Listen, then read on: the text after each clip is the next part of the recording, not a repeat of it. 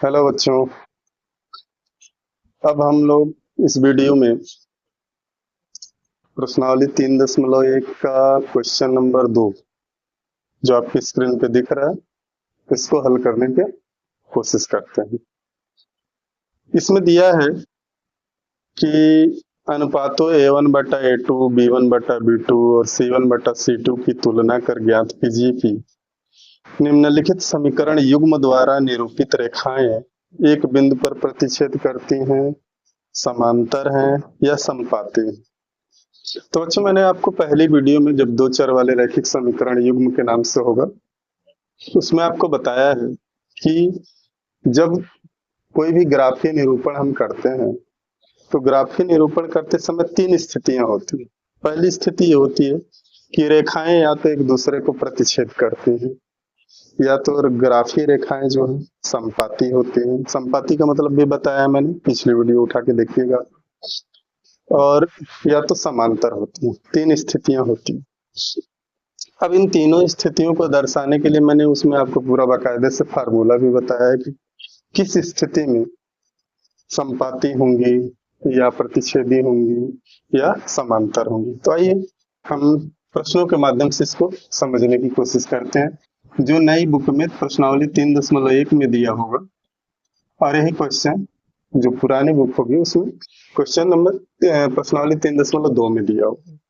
तो प्रश्नावली 3.1 को ही मान के चलते हैं क्योंकि बोर्ड ने जो सिलेबस है उससे प्रश्नावली 3.1 को निकाल दिया है। ठीक, तो ये है अपना नया प्रश्न। इसका क्वेश्चन नंबर 2 स्क्रीन पे दिखा ही होगा आपको, जिसमें कहा है कि समीकरणों को जो समीकरण है, पहला समीकरण है क्वेश्चन नंबर 2 का पहला समीकरण है 5x ऋण 4y धन 8 बराबर j। और दूसरा समीकरण है 7x धन 6y ऋण 9 बराबर j। ये अपना समीकरण नंबर 1 और ये समीकरण नंबर 2 है। अब इसमें कहा है कि A1/A2, B1/B2 और C1/C2 की बस तुलना करके हमें बताना है कि इससे यदि जो हम ग्राफ बनाएंगे उसका ग्राफ जो बनेगा उसमें कैसी रेखा प्राप्त होगी। तो हम उसकी कंडीशन निकालते हैं। देखिए समीकरण एक का A1x जो व्यापक समीकरण होता है, दो चर वाले रेखीय समीकरण, A1x plus B1y plus C1 बराबर 0 से तुलना करने पर 0 से तुलना करने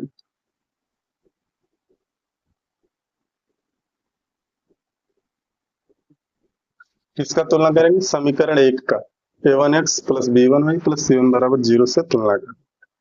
बच्चों, आप वीडियो को लास्ट तक देखिए, बिल्कुल एक ही बार में आपको समझ में आ जाएगा, बहुत कठिन सवाल नहीं है। तो देखिए यहाँ पे अपना A1x है, यहाँ पे x समीकरण एक से तुलना कर रहे हैं, x है तो यहाँ भी x है, यहाँ A1 है तो यहाँ A1 की वैल्यू 5 है, तो यानी हो जाएगा A1 बराबर 5। ठीक, अब प्लस B1y है, y का मान यहाँ पे देखिए, y B1 का मान ऋण 4। ये ध्यान देना है कि ऋण है तो ऋण को छोड़ना नहीं। B1 का मान ऋण 4 होगा, C1 का मान 8 है, C1 का मान लिख दी 8 प्लस 8 है। अब समीकरण दो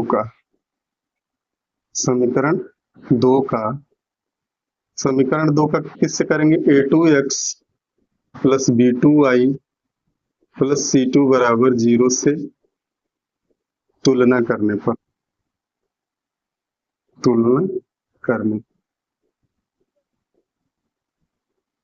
अब समीकरण 2 का हम तुलना करेंगे। समीकरण 2 का देखिए x है तो यहाँ भी x है, समीकरण 2 में A2 का मान 7, A2 का मान लिख दीजिए 7, A2 बराबर 7 हो गया। B2 बराबर यहाँ पे देखिए y है तो y है B2 का मान 6, B2 बराबर 6 हो जाएगा।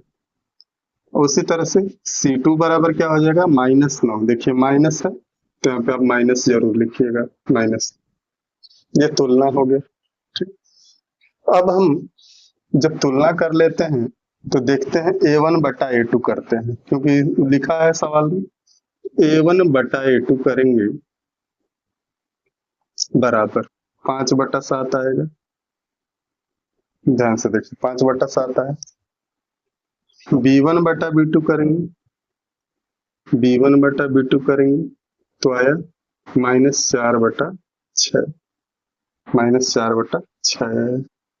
और C1 बटा C2 करेंगे, C1 बटा C2 तो ये आ जाएगा 8/-, ये निकल गया। अब हम देख रहे हैं ये कटेगा, 2 दूना 4, 2 3 6, ये नहीं कटेगा। अब देख रहे हैं यहाँ A1 बटा A2 के मान जो है 5/7 है और B1 बटा B2 का मान 4/6 है, जो कि दोनों आपस में बराबर नहीं है। तो हम यहाँ पे लिखेंगे A1 बटा A2 is not equal to, यानी बराबर नहीं है B1 बटा B2 की। A1 बटा A2 का मान और B1 बटा B2 का मान क्या है, आपस में बराबर नहीं है। ये क्यों नहीं है? क्योंकि जो 5/7 है ये कभी भी बराबर नहीं है 4/6। तो आपको मैंने पहले वीडियो में बताया होगा कि A1 बटा A2 is not equal to B1 बटा B2, तो हमें कैसी रेखा प्राप्त होगी। तो इस कंडीशन में हमें कैसी रेखा प्राप्त होगी, मैंने कहा था आप उस चार्ट को याद रखिएगा। तो यदि आपको याद होगा तो इस कंडीशन में A1 बटा A2 is not equal to B1 बटा B2, तो हमें कैसी रेखा प्राप्त होगी, प्रतिच्छेदी। कैसी रेखा प्राप्त होगी, प्रतिच्छेदी रेखा प्राप्त होगी, प्रतिच्छेदी रेखा प्राप्त होगी। बस इतना ही कर देना है और ये आपका सवाल कंप्लीट हो गया। तो इसी तरह से क्वेश्चन नंबर 2 को भी हल करना है। इसी का क्वेश्चन नंबर 2 जो होगा, आइए इसी पे हल करने की कोशिश करते हैं।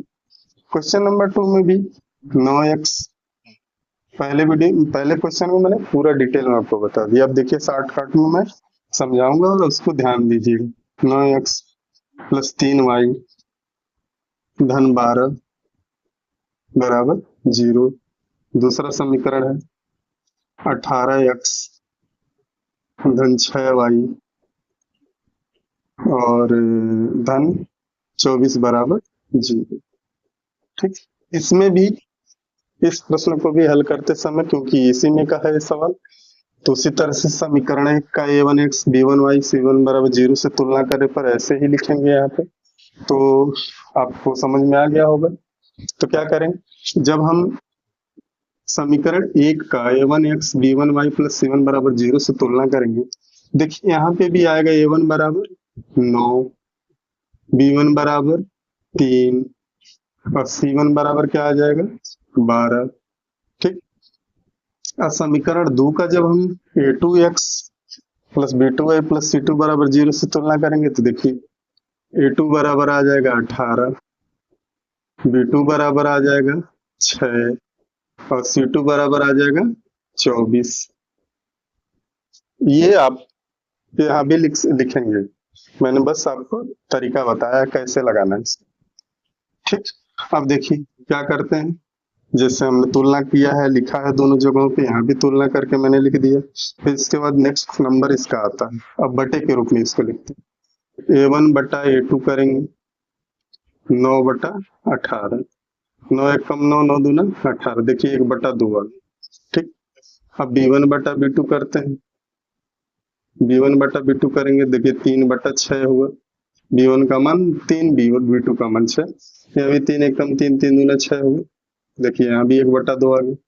इसी तरह C1 बटा C2 करेंगे, C1 बटा C2 करेंगे तो क्या आएगा 12/24, C1 का मान 12 और C2 का मान 24, 12 एक कम 12, 12 दूना 24। आप ध्यान से देखिए सबकी वैल्यू 1/2, 1/2, 1/2 आई, यानी कि अपना ये तीनों का तीनों बराबर है। तो इसको हम कैसे लिखेंगे, A1 बटा A2 बराबर है B1 बटा B2 के, और B1 बटा B2 भी बराबर है C1 बटा C2। जैसे क्यों बराबर है, क्योंकि सबकी वैल्यू क्या है, 1/2 बराबर 1/2 बराबर 1/2। सब जब ये तीनों बराबर है तो ये भी बराबर होगा।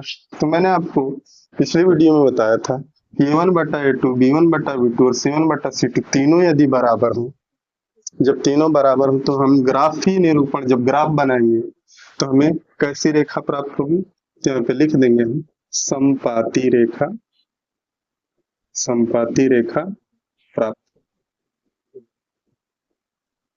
समपाती रेखा। ये दूसरा क्वेश्चन भी हल हो गया। इसी तरह से क्वेश्चन नंबर 3 पे आते हैं। क्वेश्चन नंबर 3 जो होगा उसमें भी बिल्कुल ऐसे ही करना है जो यहाँ पे मैंने किया है।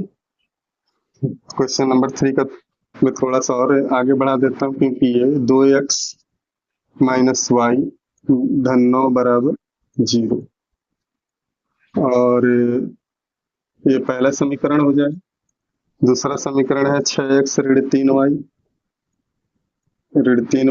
धन 10 बराबर 0। ये समीकरण नंबर 2।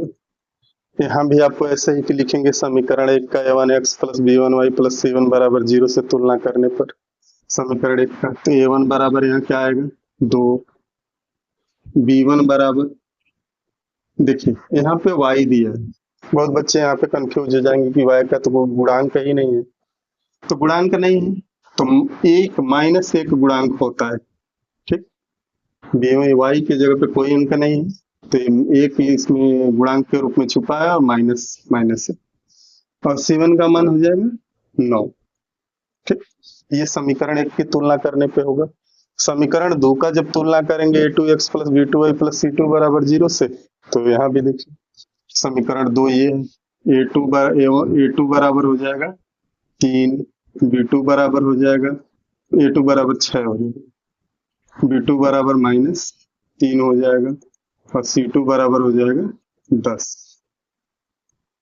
देखा आपने, समीकरण 1 और 2 का तुलना हो गया।